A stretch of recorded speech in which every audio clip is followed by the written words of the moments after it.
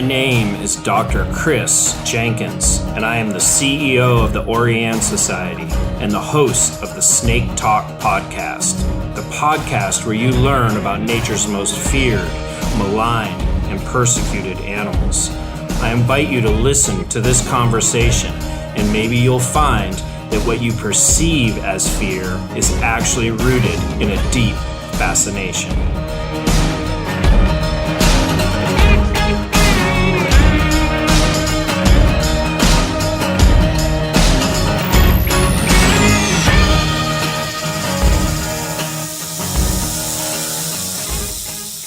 Welcome to the Snake Talk podcast. I am here with Dr. Bryan Fry from the University of Queensland in Australia. And we are going to talk basically everything venom, snake bite, his research program. He's had a very interesting career, and I think we'll hear some really amazing stories as we get into the episode. So I think this is going to be a good one.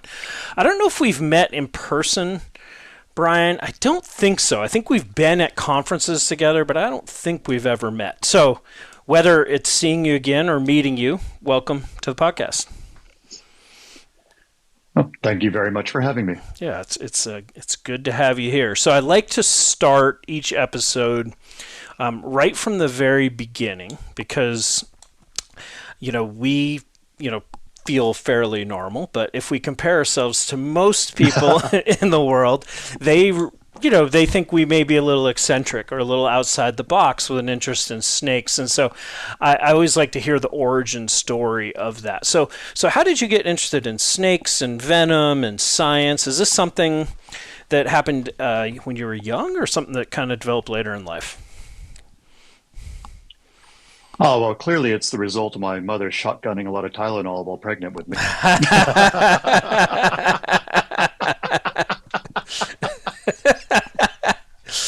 Current events. Anyways. Well, let's see. So my first memory is actually being strapped to a hospital bed, and it kind of just went downhill from there. So the first thing I remember is being in the hospital for about 4 months as a toddler with spinal meningitis, which is an excruciatingly painful condition. It's a disease that still strikes cold fear in doctors and parents nowadays. Like a few years back here in Queensland, there was a summer camp where I think it was 14 kids came down with it and 6 of them died. So it's even nowadays a disease with a very high lethality rate. And they had me strapped down to the bed, actually fully restrained because they had surgically implanted tubes, and both one in each temple, and then also did cuts on the inside of each ankle to insert tubes into the big arteries there. And that was to deliver the medicine, but I didn't like this very much, so I kept pulling them out. And so they had to restrain me and just heavily sedate me, which clearly explains so much. But as with that kind of disease, you don't get away unscathed.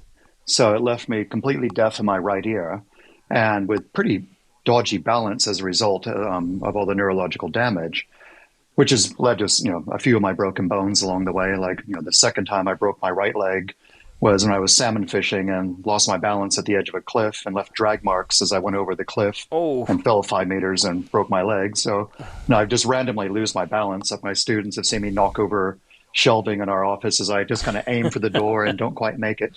So for me, walking, is a conscious act. That if you put me in a room and turn off the lights, I will hit the ground in about 3 to 5 seconds because for me, the balance requires vision.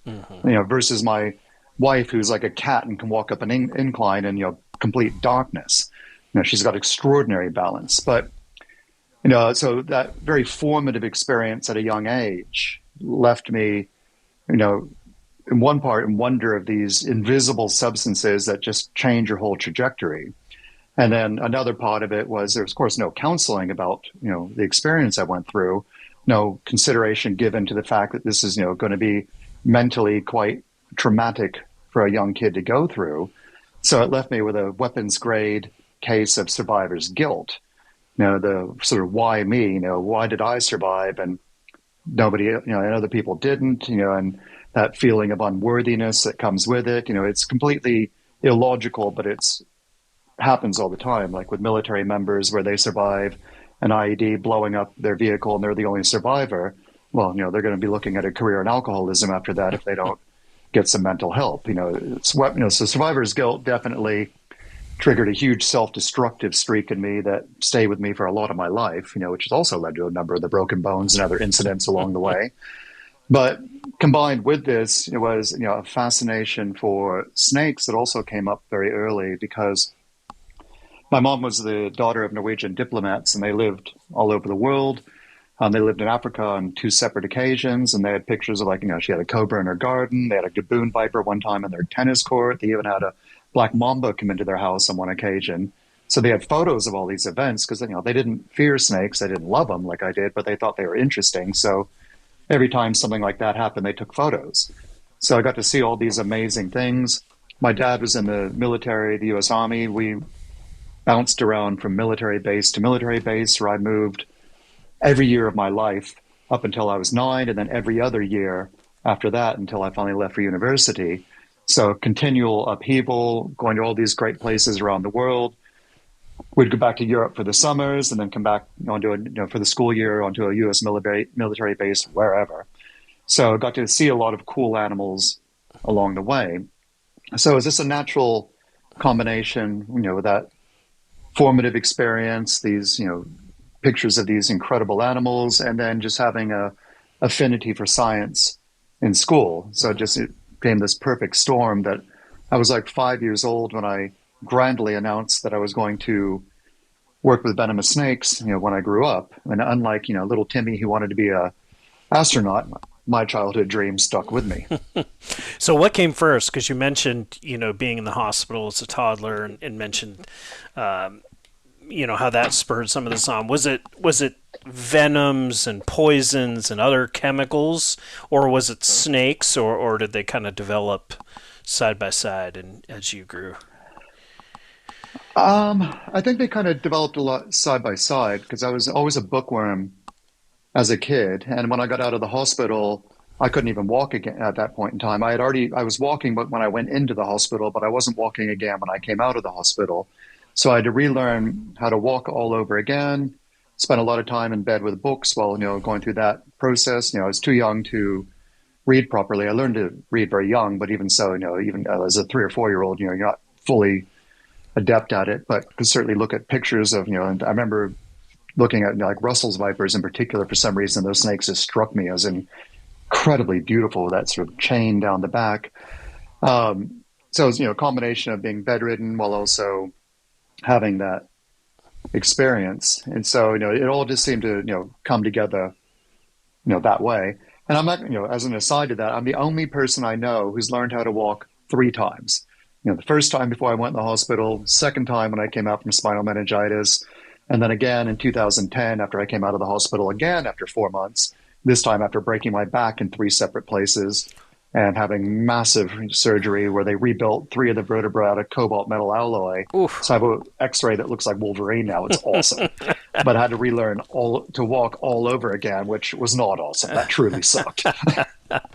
And so did we'll get further along in your timeline, but did that come from this lack of balance that you were talking about? Was it just a fall, or?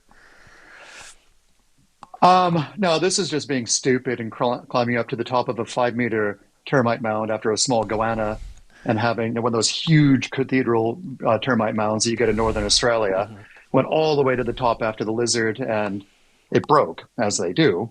And I had enough free fall time to think this is going to hurt. And sure enough, it did when I landed on a smaller termite mound that was about a meter high, and they're like, cement parking posts at that point in time, mm-hmm. and just, obliterated 3 of my vertebrae. Oh, brutal. Huh. Okay, well, so back to your childhood. So you're 5 years old, you pronounce, you're going to be, you're going to work with snakes and venom and all of this. And so how did that kind of shape, how you went through high school and where you decided to go to college? Did you basically go to university somewhere specifically to study snakes and biology? How did that look? As it went on, I was always out catching snakes, bringing them to school, various success of keeping them in the backpack, so a couple of escapes, like a big gopher snake one time in California, or another time when I was in first grade in Florida, a corn snake got loose in the middle of class. I remember that one. I was always out, just hunting snakes and wherever we were.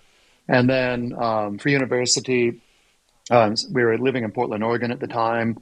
To save money, just studied at Portland State University, but got into the honors program. So I did a double major with a minor in psychology. So I did a major in molecular biology, a major in scientific philosophy, and a minor in psych, and put myself under enormous stress, completely self-inflicted, to get near perfect marks because I wanted to go to Australia. That was, of course, the mecca for venomous snakes. And I had already had my goals set on that from my mid-teens. Okay. So I already had a strategy for that, which included, staying at home. So, because I know myself, and I knew that if I had gone away for undergraduate, I would have had a lot too much fun to be able to get the kind of marks that I needed. So that was, self-imposed discipline. Just, I can do abstinence, but I can't do moderation. I'm not that kind of person. All or nothing. So I, just had to abstain from the college party life because I knew otherwise I would tank my grades. And I wanted to get to Australia. So I got the marks, got the scholarship, and went off to do my PhD in Australia. Definitely made up for lost time on the campus party scene, which University of Queensland has a very good one. Still, worked my butt off on my PhD, but definitely took the pressure off myself a little bit. And because it's Queensland is like Australia's Florida, basically. It's an awesome place. Yeah. It's hot, humid, lots of snakes, and a lot of outdoor activities to be done. Yeah. So was there any other connection to Australia? You mentioned Norway, Europe. You mentioned the United States. Was it just the venomous snakes that drew you there? Or did you have some? I know you said you lived all over the world. Had you guys been there at some point, or it was just the snakes that drew you there? It's just the snakes, man. And I had zero connection here. Had never been here. Didn't know anybody. Wrote to various professors here, really hit it off with one of them, Paul Aylward, who was running a lab that was very focused on the drug design and development side of venom. They were all about cone snails, and they had nobody working on snakes, so we figured I'd be a good intellectual fit in that regard. So yeah, it just worked off really, really well. But like I said, it was just enormous stress to get those kind of marks. Yeah, I bet. And so you started to mention Queensland. So forgive my geography, but Queensland's that's up in the kind of the northeastern corner of Australia, correct? And it's kind of tropical, like almost rainforest like, or no? Yeah, so Queensland's a big state. So if you look at the east coast of Australia, and where you see it start from the south, it goes a bit east, hits a little point, and then starts sloping a bit west again as it goes north. Mm-hmm.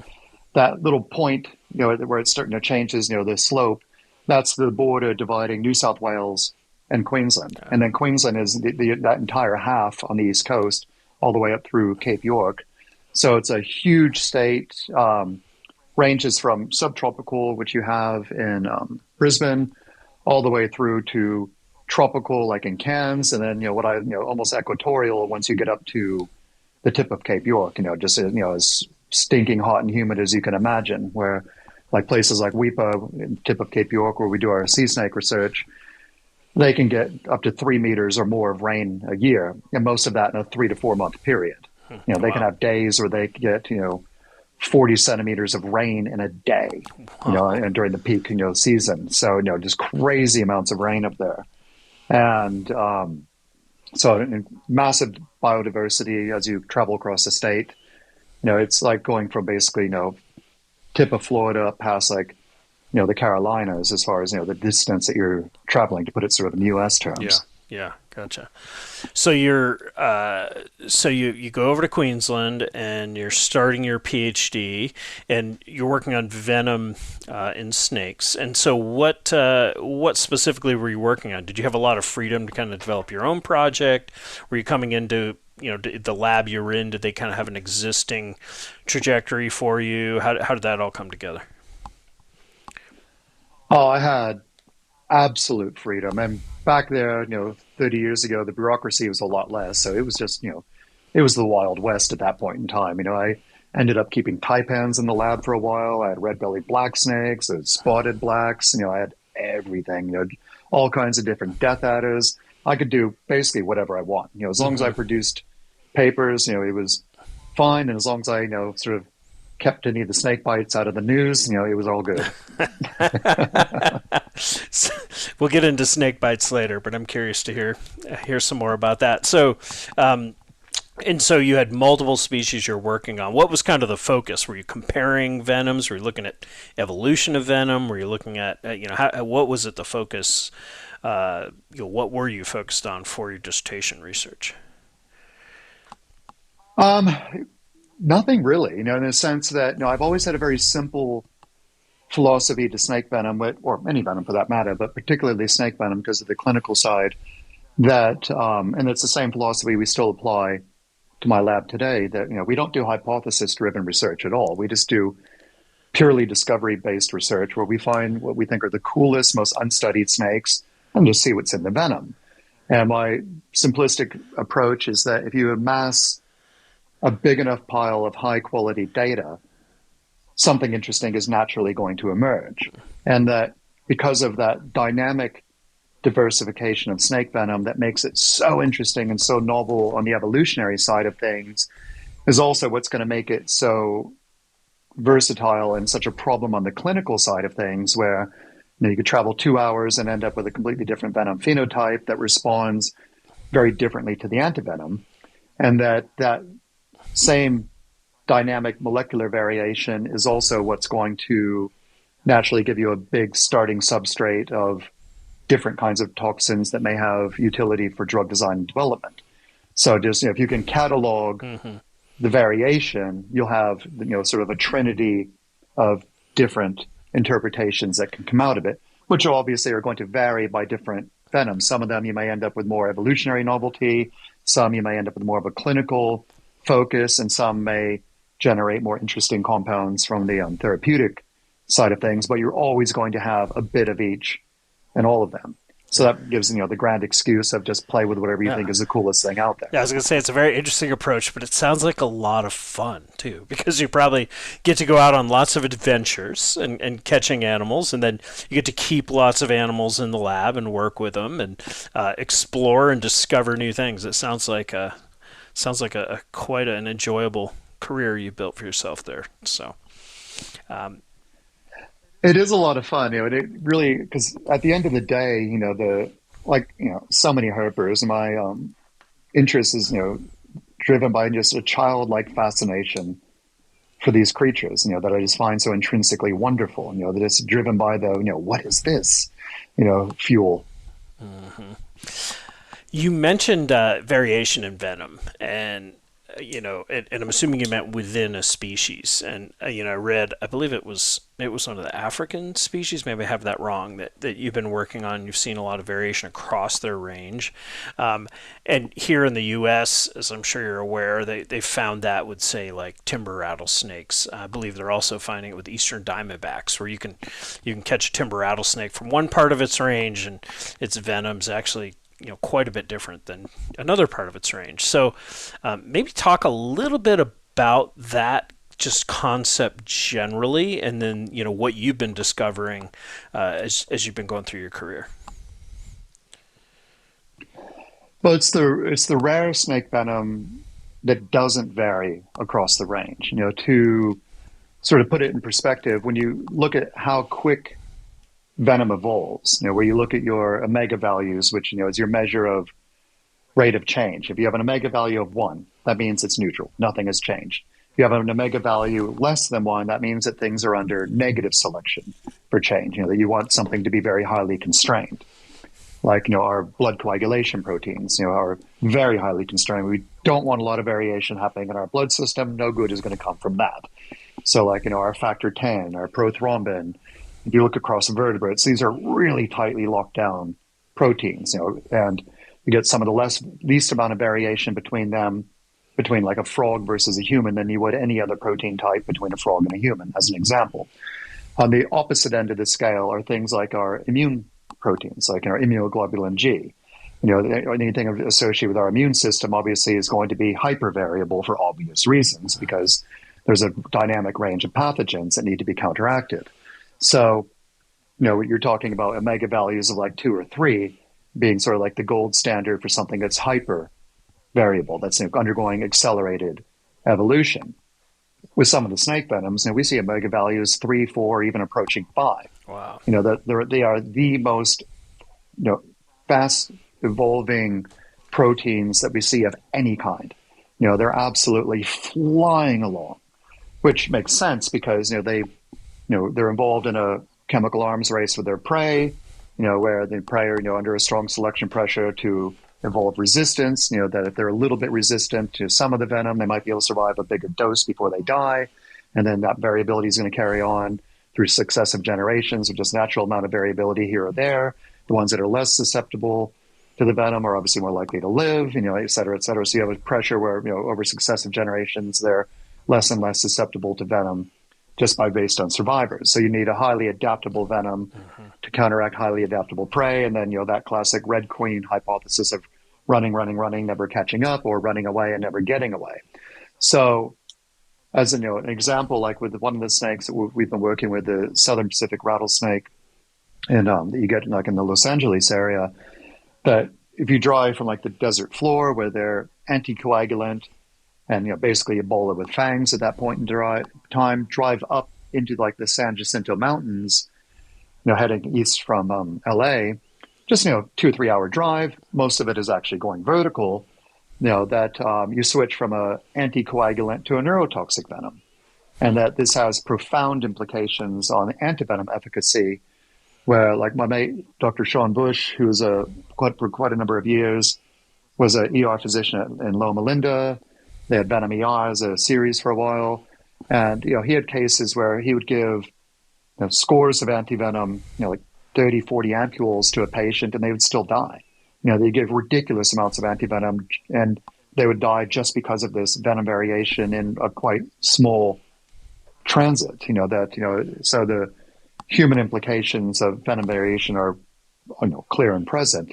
So if anyone asks, well, what has the study of evolution ever done to benefit human medicine? We just point to snake venom, where studying how snake venom evolves can allow us to map where problem areas are.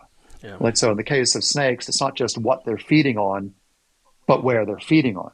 The geography. So prey escape potential is as important as prey type. So in the case of like these snakes, they're feeding a lot more on lizards in the higher areas, but more importantly, they're feeding instead of on the sand or hard packed clay that they can track a dying prey item, as far as they want. They can scent trail it. They're feeding in areas like around like big basalt boulders with deep cracks in them.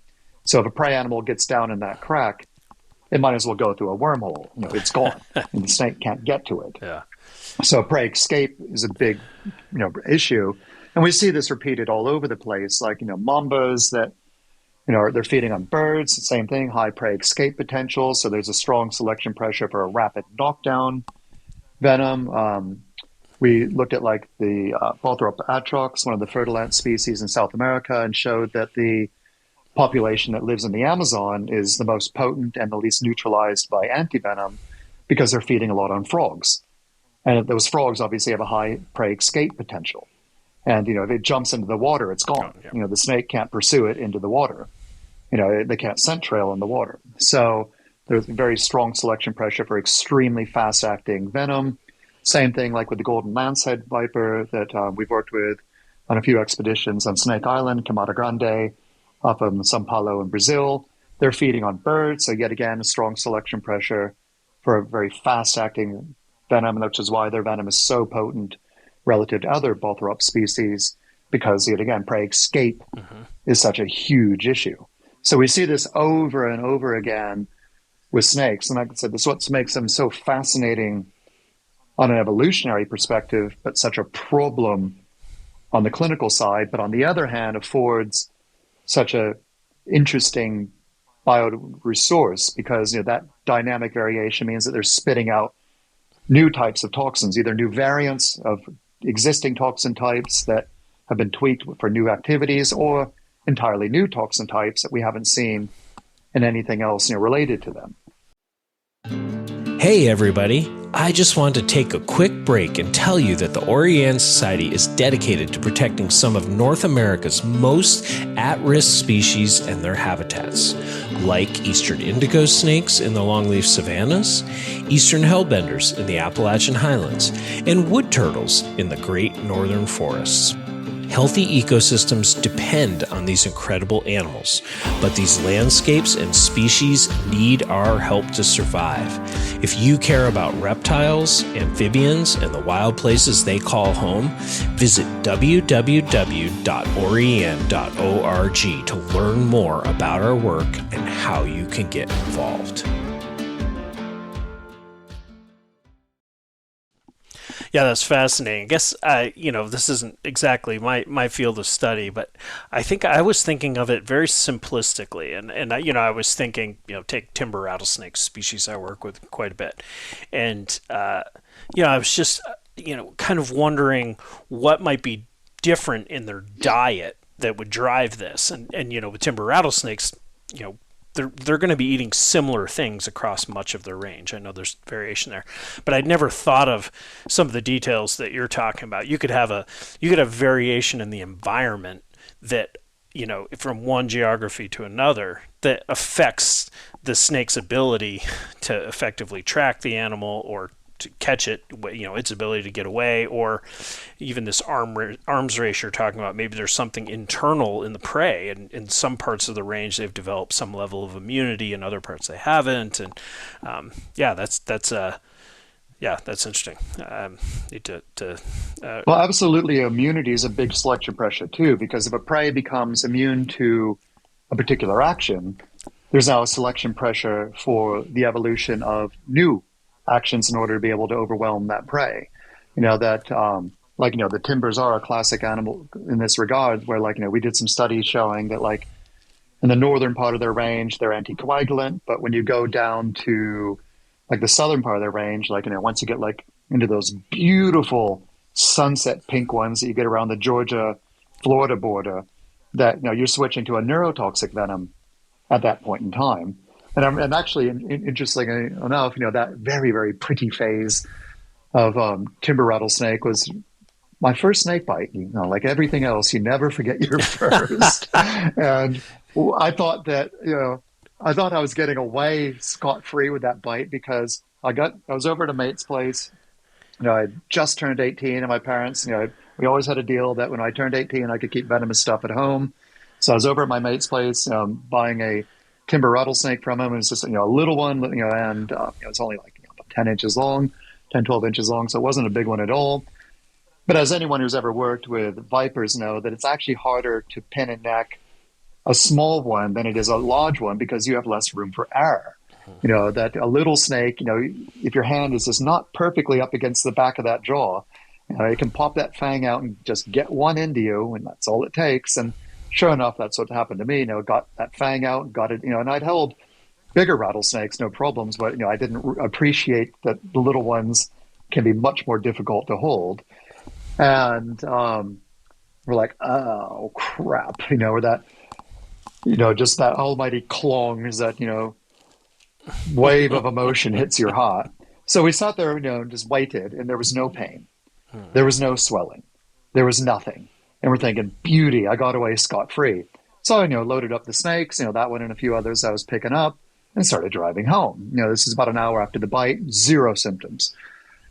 Well, I hadn't counted on neurotoxins, and went just, progressed through some of the classical steps, and then went into some very unusual ones after that. So the first indication that I hadn't gotten away was when my mouth turned into living metal. That I'd had just got that characteristic metallic taste in my mouth that so many people report after rattlesnake bites. We don't know why.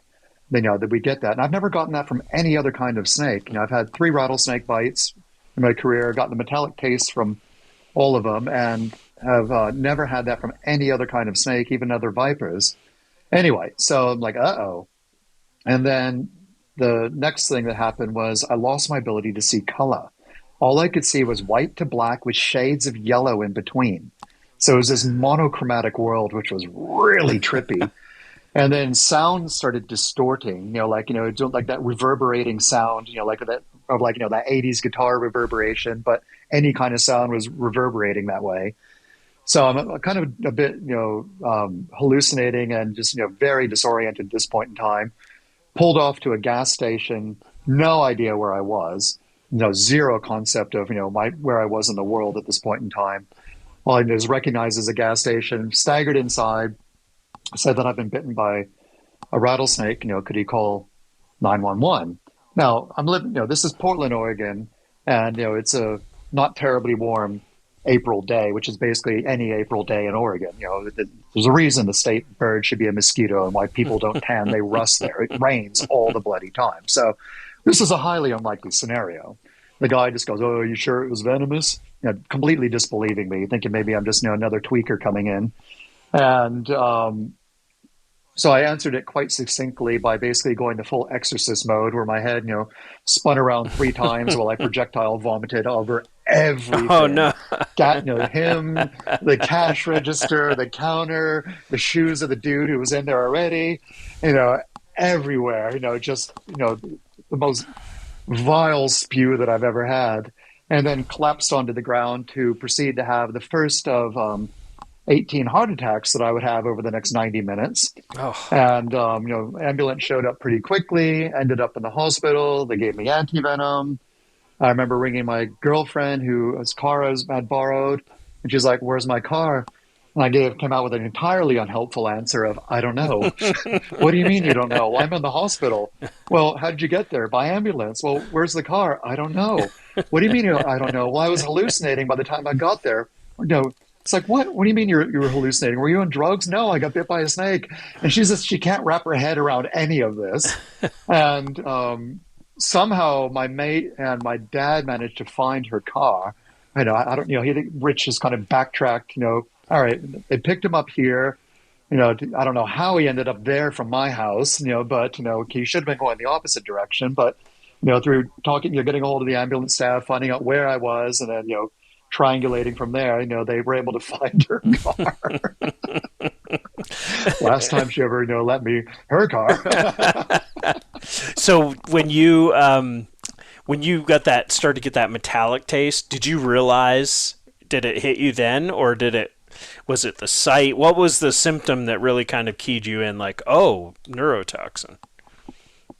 Oh, I'd read enough books from Sherman Minton and Finley Russell and some of the classics out there that so I knew about that metallic taste. That I knew that would have been reported over and over and over again by rattlesnakes. I knew that it was a harbinger of a severe bite. So I knew I wasn't in good shape at that point in time. But when I had that monochromatic vision, which I'd never heard of. And then when I started having the auditory hallucinations, which I also hadn't heard of, I knew that, whoops, this may end up being, an atypically potent and quite unusual bite. Well, and I'm assuming that you said you were 18, so I'm assuming that's at a time when we wouldn't necessarily think of strong neurotoxic response, like from a timber rattlesnake.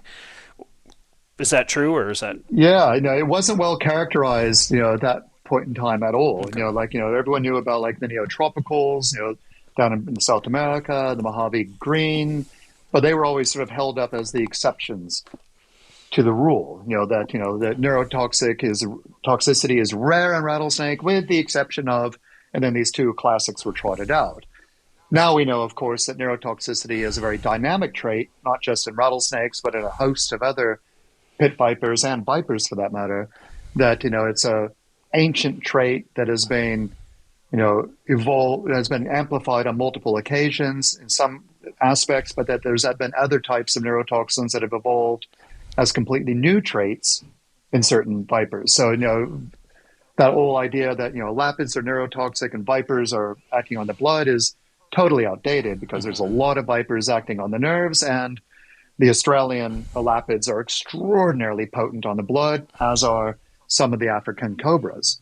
So, it wasn't appreciated, and it was, I was a little bit of a novelty in that regard. But, as I found out throughout my life, being a novelty in the hospital is actually a good thing because you become a teaching case, which means you get a lot of extra attention. Lots of I attention. like being a teaching case. I get more eyes on me.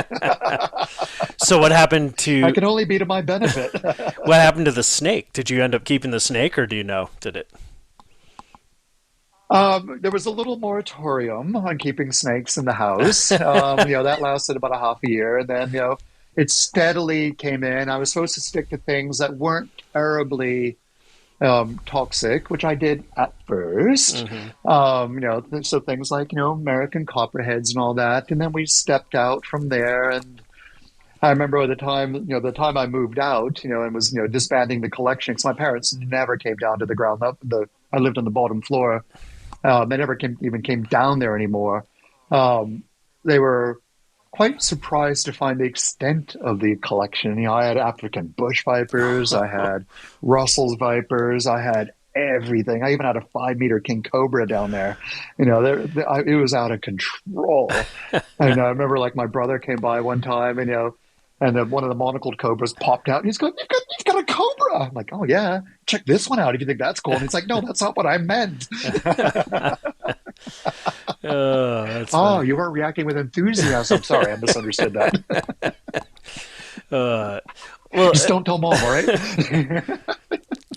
let's shift gears and talk about the clinical implications of this variation that you're talking about in venom. So you gave I think it was a hypothetical, or maybe it was a real example of, the idea that people go in, they get a snake bite, and from a species that should be covered with a particular antivenom, and then it ends up really not having an impact to help save them. So, talk a little bit about that, and what's happening there. I mean, it makes sense based on the variation, but and what are we doing to remedy that? Well, it's a huge issue that's extremely well known, but as far as what we're doing to remedy it, little to nothing. And the reason for that is that antivenom is the classic orphan drug, where it's an extremely expensive product with a very short half-life. Mm-hmm. So the shelf life of it, is measured in just a few years, and it's typically needed the most by the people who can afford it the least. So, it's not exactly going to be a pharmaceutical company darling. That's why, it really should be produced, by a government for its, national population, like it is in Australia. But even in Australia, where, we know that we have problems with the coverage here in Australia, that there's certain species that are only partially covered or not covered at all. But since the antivenom is no longer made by the government, it's made by CSL under government contract. Because so CSL used to be Commonwealth Serum Laboratories, that used to be a government arm. And back when it was a government arm, they could have made tweaks to the antivenom, since the government can sort of approve itself to do things that that a pharmaceutical company couldn't. But regardless, that window, I think, is closed, even if it was a government arm, because all the regulations about drug approval nowadays are so stringent, which is a good reason. There's good reasons for that. Things like the horrors they came out of, like thalidomide. For example, the morning sickness treatment for pregnant women that hadn't been tested for its ability to cause birth defects, even in rats. Turns out that even if they had it, doesn't cause the same kind of birth defects in rats that it does in women. But even so, the safety profiles of that drug was very poorly done, and that's the classic example of why the safety profiles nowadays are so stringent. But with antivenom, if you change the formulation, you're not going to change the safety profile as far as how it reacts with people.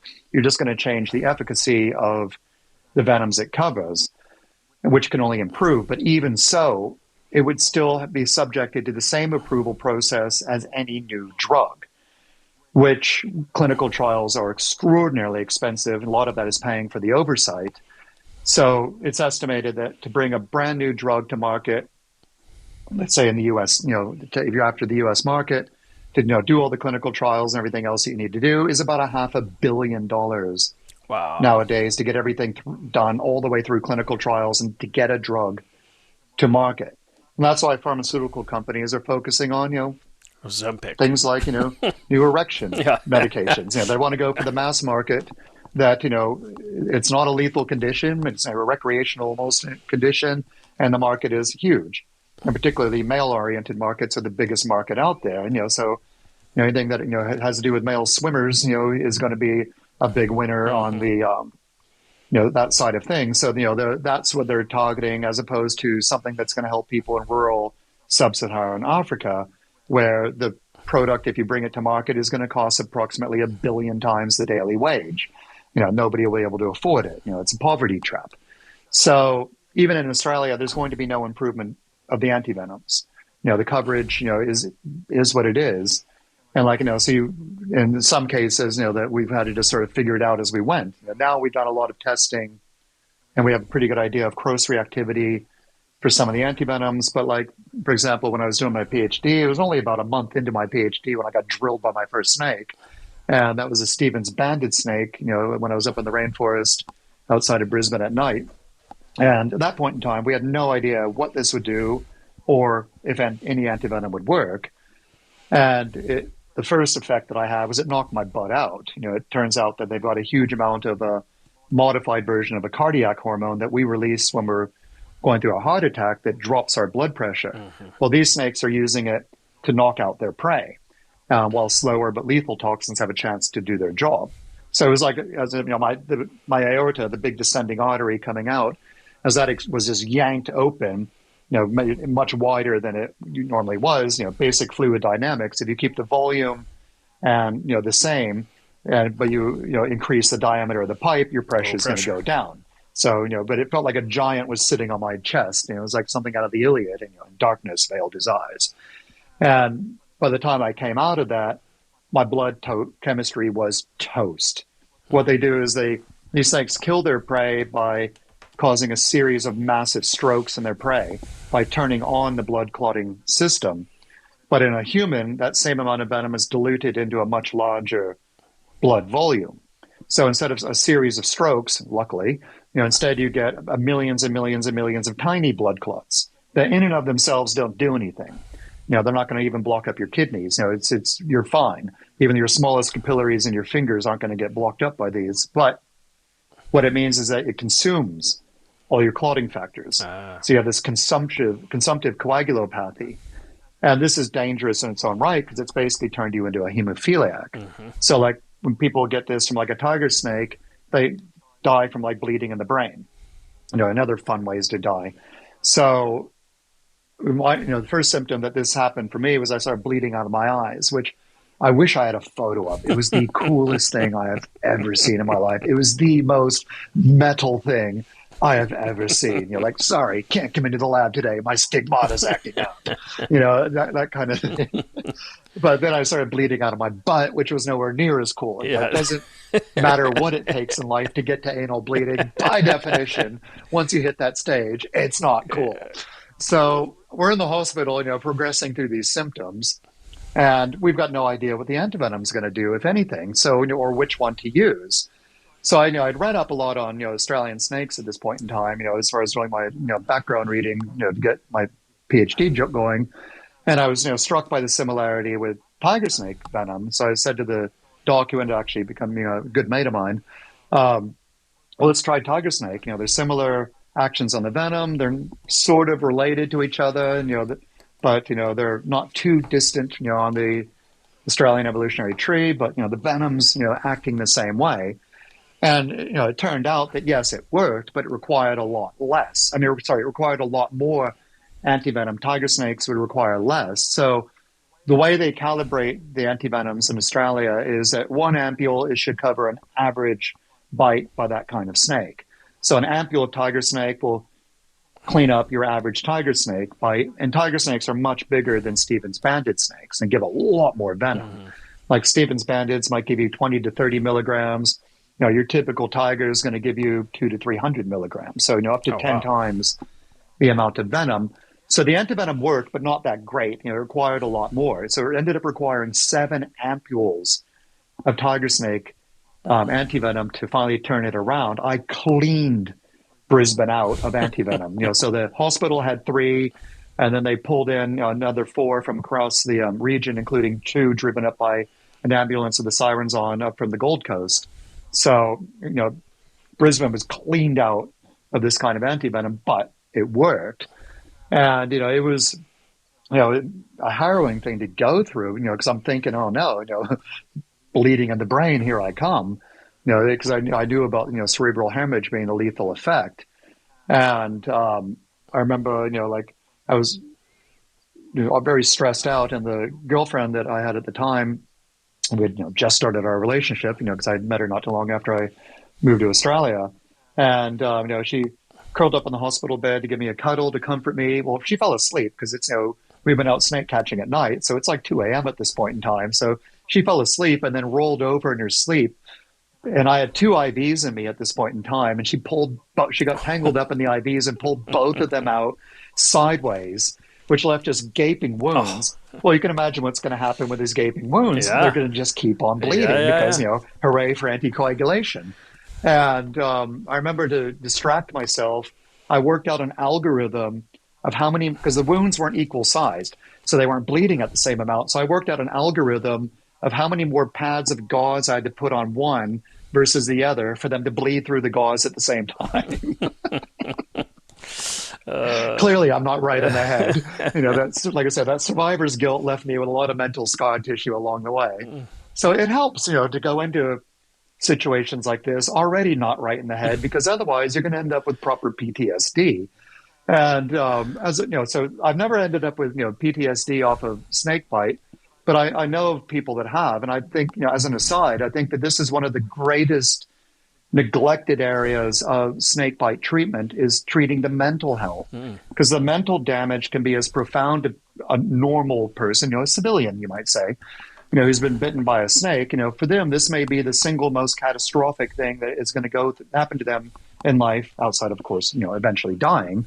But, they end up absolutely traumatized, and I've spoken to people, just your ordinary man on the street who's bitten by a snake, and it's just, it leaves them, just for years, if not the rest of their life, just absolutely terrified of snakes, or anything resembling a snake, or any kind of illness that they have. They end up just, literally going through PTSD flashbacks about this, So, it's interesting to compare notes with people who have gone through a snake bite but weren't really mentally prepared for it. Because, even for me, this was a terrifying bite to go through. I had gone through 3 rattlesnake bites, a cobra bite, and a Malayan pit viper bite before this, that had occurred while I was in the States. But, this was far and away more traumatic than, those, because of, the unknown, the uncertainty of, is any antivenom going to pick this up? And it's been that catch-22 a few times along the way since then, where, the obvious issue of, we're out there catching snakes to find out if any antivenom works against them. Well, what happens if we get bit? Oh yeah. We obviously don't dwell upon that in our risk assessments. So how many times have you been bitten? Well, the current tally at the moment is 27 snake bites versus 25 broken bones, breaking my back on 3 separate occasions, including the first time where it was broken in 3 places. Over 400 stitches, about 60 of which I put in myself, 20 of which I did without local anesthesia. And oh man, does it hurt without local anesthesia. That's when I really appreciated that medieval torture of flaying people, of, skinning, of how many nerves we really have. I mean, try putting even just 5 stitches in your finger like I did in my thumb one time without anesthesia. And oh my God, does that hurt? It was so much easier the time I put 15 into my wrist with lidocaine. 3 concussions, 3 stingray envenomations, and 1 near fatal scorpion sting while deep in the Amazon. It sounds like you've had a lot of adventure. So let's get back to your timeline, because we've gone all over the place, but it's all been good. So you finished your PhD at Queensland. Did you go straight into becoming faculty there, or did you go anywhere in between, or? Well, I wanted to stay in Queensland. I wanted to make my career here. And my supervisor gave me very good advice. He says, if you want to stay, you have to leave. Then he explained that paradox to me that, that every time you move, you should be able to move up while you're moving, doing that sideways move. So, got a 1 year gig down at the University of Melbourne. And then that was just a short-term contract of a small grant that the Australian Venom Research Unit had. And, but I was able to, able to keep me alive long enough to, get some, good work going, got a nice paper out on death adders. That landed me a 3-year postdoc at the National University of Singapore, which was brilliant because, they were flush with money and I had total freedom and there was no bureaucracy. At that point in time, the Animal Ethics Committee hadn't even been set up. It wasn't a requirement under their national legislation. So not that we were doing any torturing of animals, but it just meant that I had no oversight and I could just do whatever I wanted. And I had a big budget. So I was pulling in snakes from all over the place. I was going through some of the people I used to buy from in the States, like Tom Crutchfield and, Zoological Imports, that, people I'd been buying from when I was living in the States. And I got a hold of them and said, hey, I'm living in Singapore now. Fax me your latest price list. And me and a couple students that I had, we would just look through the price list and whatever we thought was cool, we would order. I had a big budget. This is back in 2000 and I was dropping upwards 40,000 US a year on buying snakes. And venomous snakes are cheap. I'm not like I'm buying some, curly scaled purple ball python. No, you can pick up, a different cobra for, 60, 70 bucks, so we were pulling in a lot of different things. And also I found a loophole because I wanted to get into a lot of rear fang snakes, so like, different kinds of boiga and all that. Getting snakes out of some of the Asian countries for scientific purposes was a bureaucratic, just maze. But a lot of these countries like Indonesia would export them on the pet trade. So I just import them as pet animals and they just became research animals. So, we had like hundreds of different boigas, all kinds of different species of, these cat snakes, which are still like, your classic mangrove cat snake, with that Crayola yellow and that deep indigo blue is still one of my all-time favorite snakes.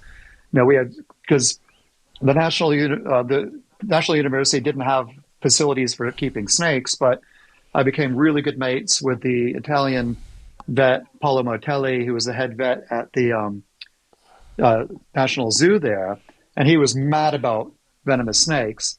And he had just built a big quarantine facility for housing just reptiles. And it had 5 rooms already filled out with cages. And he had nothing in them. All these Neodesha cages, big tropical cages, everything. And he's like, no, you can keep whatever you want here. And I'm like, well, how many can I have? And he goes, well, how many do you want? And I'm like, well, how many rooms can I have? And he was thinking, what? He was thinking like, I got to ask for a couple of cages. Like, no, I want rooms. Each room had like, 40 cages in it of different sizes. So he ended up giving me 2 rooms. So at any given time, we ended up with, we'd have 150, 200 different snakes there because I ended up spreading it into, a 3rd room.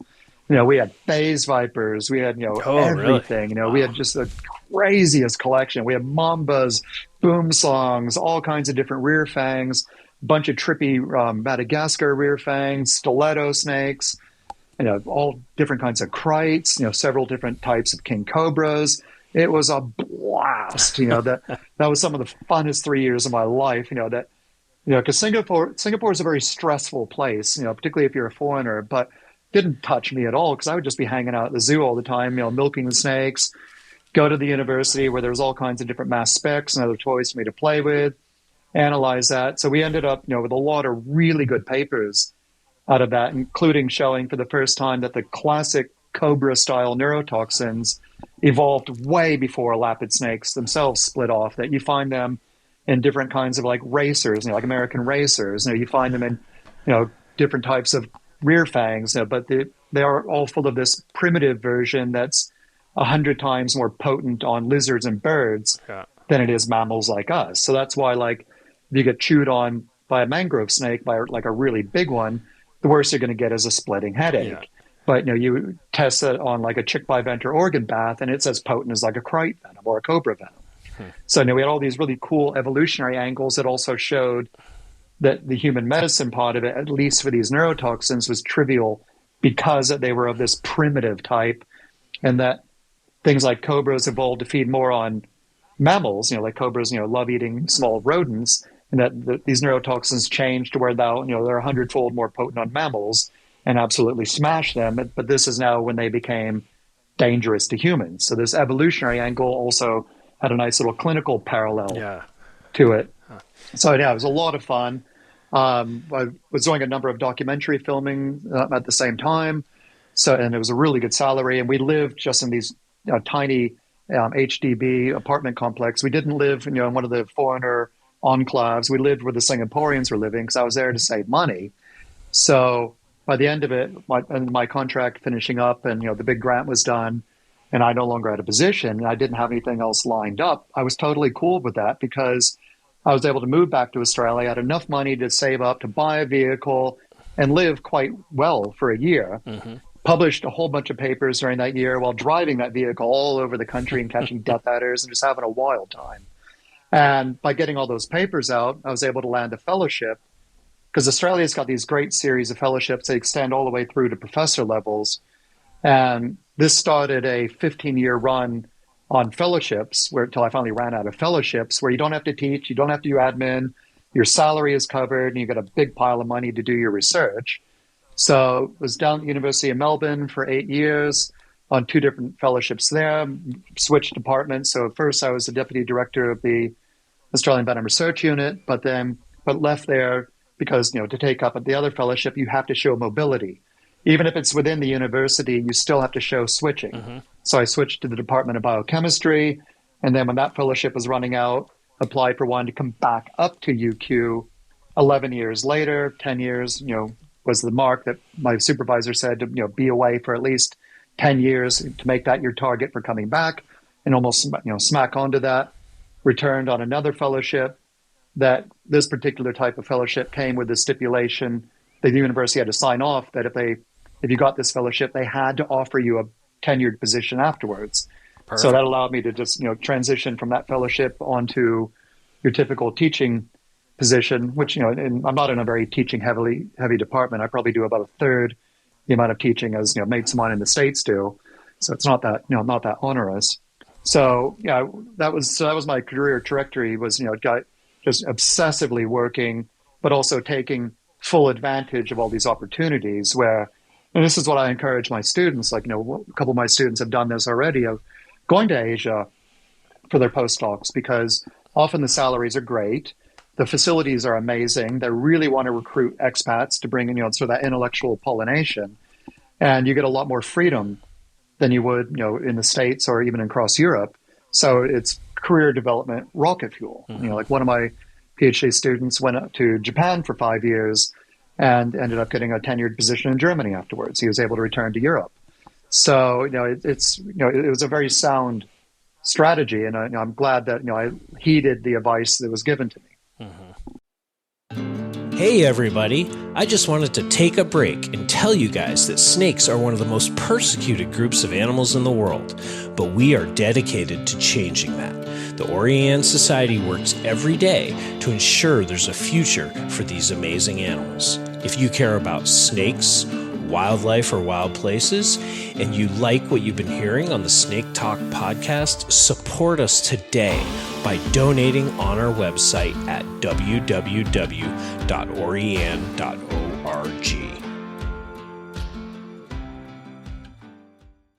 I have about 10 more things I want to ask you, but we've been all going almost an hour. So let's, well, first, just real briefly, because I do want to ask you about venomous lizards. I do want to talk about that for a couple minutes. But before we do that, you mentioned phase viper. Tell me about their venom. Oh, they are so cool. So first off, we cracked how to keep them. They're actually really easy to keep. Keep it like a frog with a learning disability, where that frog doesn't need, that frog doesn't know what its needs are. It doesn't know that it needs to stay moist. Okay. So because you look at their habitat, they live in high elevation areas where you get these rolling clouds of mist coming through. Mm-hmm. So they get a sun break and they're black colored because they bask and they heat up, but then they get this cool mist, and because they're in a cloud forest, they get this cool mist coming over them. So they don't even know that they need to seek out moisture. And like you can see them wrinkling when they're basking. So we kept them in an air-conditioned room that we set at an ambient temperature of 18 degrees.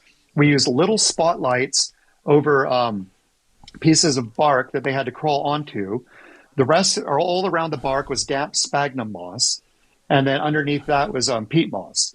And that, these, learning disability snakes would climb up onto and they would start basking. But they would keep basking, until they were beef jerky if you let them. And that's why they die. So we'd turn these little spotlights on for about 15 minutes, and then a mister would turn on, and the mister had cool water. The lights would turn off, and the mist would come through, just like they're in the high altitude mountains that they're native to, and a big cloud is slamming into the side of the mountain, and where you can just see the cloud going through the trees. Picture that 18-degree temperature and the moisture coming across them, and that you could see the scales start swelling again. So they have a cutaneous water loss, the like I've never seen. And just thinking, why don't we redo that part? Because I think probably saying retarded frogs might not go down. I like it. I like it. I don't think many amphibian biologists will listen to this. This day and age. Okay, so anyway. So what happens then is that, with that moisture, you can see the beads of moisture going onto their scales, and you can just see that it just disappearing into their scales. And so it's extraordinary. So the key is that by the time that they usually hit the pet market, they're gray. Like I've seen them for sale, like in Europe. I've seen them for sale in Florida, and they're gray and yellow. They're supposed to be like indigo snake colored black. This deep, glossy purple black. Well, we were getting ours straight out of Hong Kong, and that were sent, basically hand carried from China, and then first flight out to Hong Kong to Singapore. They were being sent with cool packs. So our animals are arriving in Singapore in pristine condition, and they lived, for years. And I gave them to the zoo when I was done. So we had no problems keeping them alive because we kept them in the right conditions, and they arrived in good health. Because once they hit that level of severe dehydration, their kidneys are damaged, and so even if they start feeding again, they'll die as soon as they start processing a food item. Their digestive system overloads their kidneys and they die. So anyway, so we had a lot of different animals. We kept in every kind of condition that we could of mimicking their natural environment. So what do they eat, and what's their venom like? They're pretty generalist. They'd eat anything from small frogs to pinkies, pinky mice. So they weren't particularly fussy, like most ambush feeders. So, and then their venom is amazing. It's a really novel type of neurotoxic venom, but through a completely different type of toxin that is unlike anything else in any other kind of viper, but it's derived from the same starting substrate as the toxins of the temple vipers, the Tropodolamus tree vipers that you get across Asia. So two very different snakes that aren't particularly closely related have both modified an ancestral peptide into a neurotoxin. And so they have very similar outcomes because of that convergence, where they're both using very small types of toxins, much smaller than your typical toxin size, but are extremely potent in their action. Fascinating.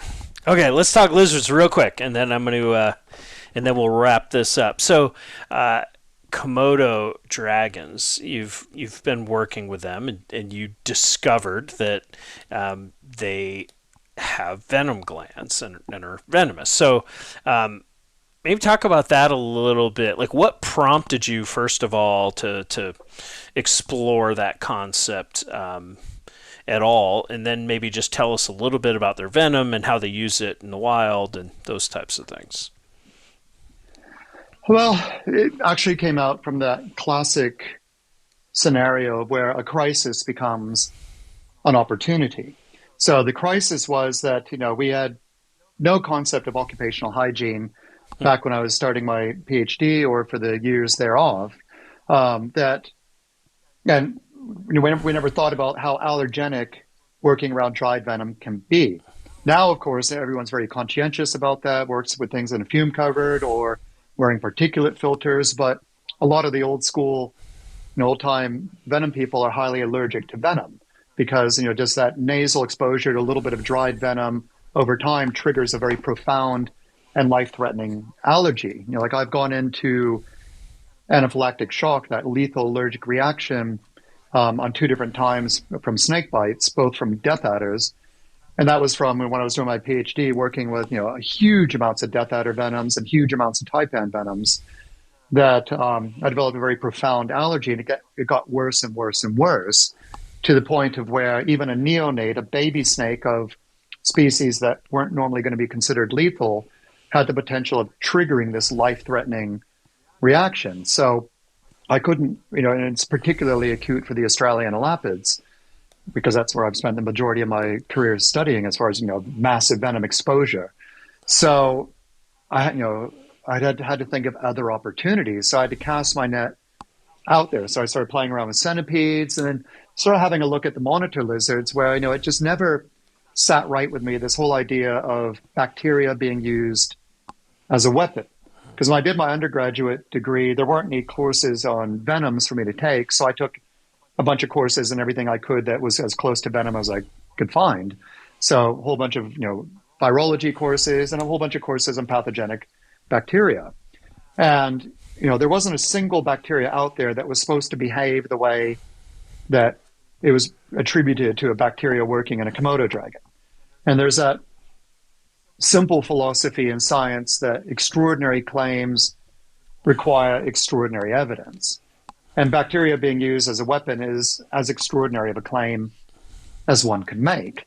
So we started going all across Australia, catching all the big monitor lizards here, because Komodo dragons, of course, evolved in Australia, and the oldest Komodo fossils are in Australia, about 3 million years old. They're about 1 million years older than anything in Indonesia. So they radiated out from Australia. Komodos aren't even the biggest monitors to have evolved. There's 2 much larger than it. One that the Megalania hit 7.5 meters.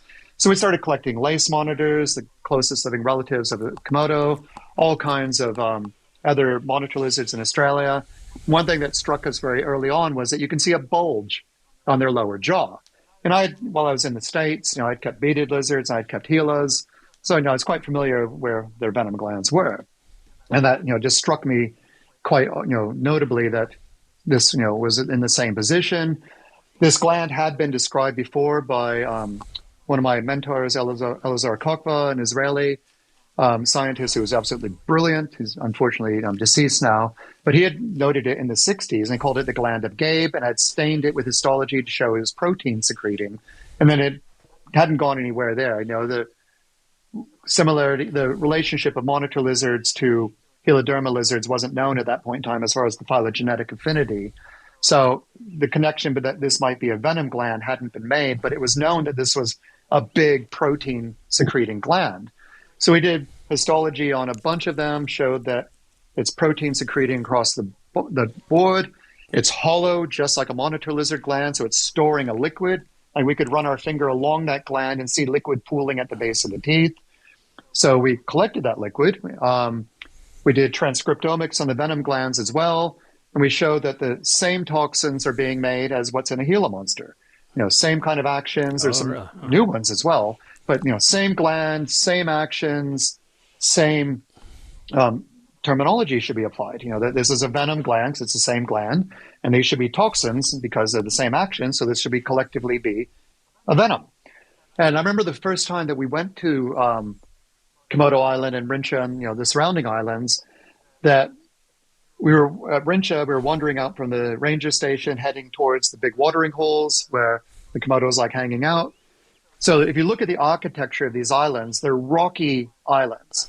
And the only standing water for the vast majority of the year are these big rocky watering holes that are like about the size of 4 or 5 backyard pools. Take a big backyard pool, make 4 or 5 of those. And that's about the typical size of these rocky watering holes. No flowing water. Now, another thing that's important to note is that water buffalo aren't from these islands. They were introduced there only 300 years ago by Dutch explorers who had brought them as a food source and left them there when they went off, to explore other islands or go back to Europe.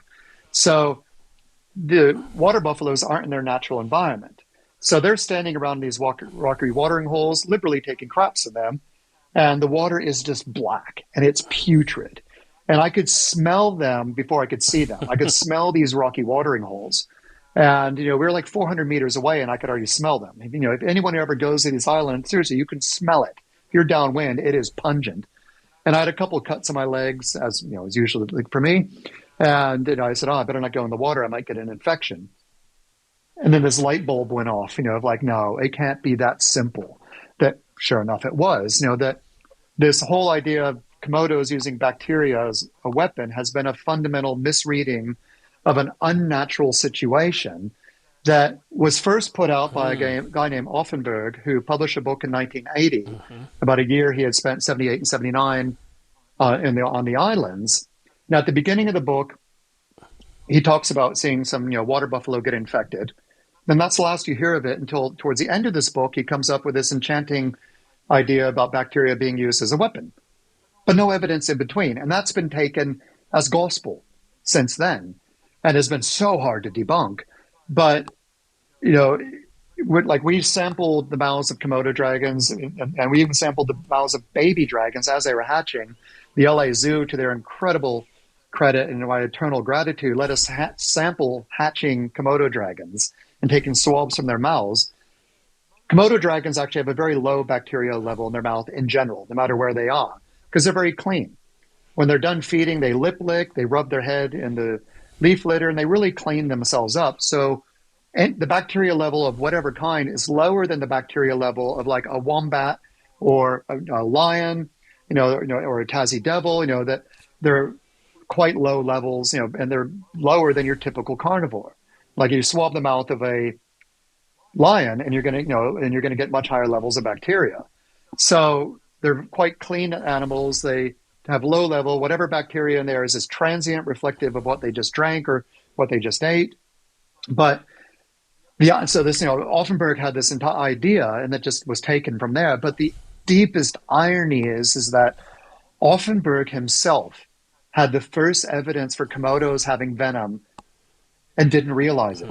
If you read this book, they describe some atrocious experiments that they did that would get you thrown quite rightfully in jail nowadays, where they tied goats to trees, let Komodo dragons tear into them, chased off the dragons, and then just sat back to see what would happen and recorded it. And he described that the goats were unusually quiet, even with their intestines hanging out halfway. They were, almost like they were sedated. They seemed dizzy. They rapidly went into shock. They had trouble walking, hello, neurotoxin. They bled profusely, much longer than one would expect for the mechanical damage, and it wouldn't stop bleeding. So everything we have subsequently found in the venom, we have found blood clotting components that block the blood from being able to clot. So they prolong bleeding. We have found components that drop the blood pressure like a stone, just like that with Stephen's banded snake did to me. They've convergently evolved their own form of blood pressure regulating toxins that just knock their prey straight down, and they even have neurotoxins. So everything we've seen, he recorded but didn't realize it. But it's been a fascinating journey with the lizard venoms, because when I did my philosophy degree as part of my undergrad, that the reason I brought in the psych minor was I wanted to find out what was the role of the individual in how scientific paradigms are accepted or not. That these changes in the philosophy of science. And my final cynical conclusion was that scientists are as emotional as anybody else out there, and really paradigms are only fully accepted when the preceding generation die out. Cynical, but probably pretty accurate. And so this idea of Komodos using bacteria as a weapon has been so hard to displace, even though there's no evidence to support it. And there's that funny paradox that the less evidence there is to support a position, so often the tighter people hold onto it. And I think a lot of where the misunderstanding of sort of we're not saying Komodos are using venom as a weapon in the same way a cobra is. No, venom is there in a supporting role to the teeth. The teeth are still the primary weapon, where our field observations and that of other people have shown that 60 to 70% of the predatory success comes with the prey animal bleeding out in the first 20 minutes. to give an idea of the kind of wounds they can inflict, at one of our research sites in Rincha Island, a young boy was killed when he went to use the toilet to defecate in the long grass. Big Komodo came up behind him, got him on the back of the leg, sliced straight through the femoral artery. The first blood spurt went about 2 meters. He then grabbed the boy mid-body and smashed his skull against a tree, caving it in. This shows, the mechanical power of these animals, how formidable they are, as far as the strength. So for a small prey animal, like what they evolved for in Australia, something in the 40 to 50 kilo prey range, they can dispatch, many of these quite readily. But of the ones that aren't killed outright like that, we've shown that they bleed out over the next 2 to 3 hours, with the Komodo stalking them during that period. So, something in the 50, 60 kilo range, they may not be able to kill outright the same way they could a 20, 30 kilo prey animal. But, they're biting repeatedly. The animal's getting dizzy from lack of blood loss, getting dizzy from, the blood pressure toxin. So long before it's unconscious, it's not able to run away the same way. We've watched the deer there and pigs just staggering around from blood loss and from, the blood pressure toxins. So the toxins that are keeping them bleeding, as well as the neurotoxins that are interfering with the neuromuscular actions of their gait, all of these contribute to a predatory success that gives them like another 20% kill rate. So this puts Komodos into a predatory success rate of over 90%. This puts them into a super predator level that's just about unmatched out there. And that 20 to 30% additional bump is due to the venom. Wow. Great explanation, and a lot of great stories throughout this episode. But I do like to, as we begin to wrap up here, I do like to ask all of my guests to tell me a snake story. So, imagine we're out in the field somewhere. We've just been out catching snakes all day, sitting around a campfire, and I turn to you and say, "Hey, Bryan, tell me your best snake story."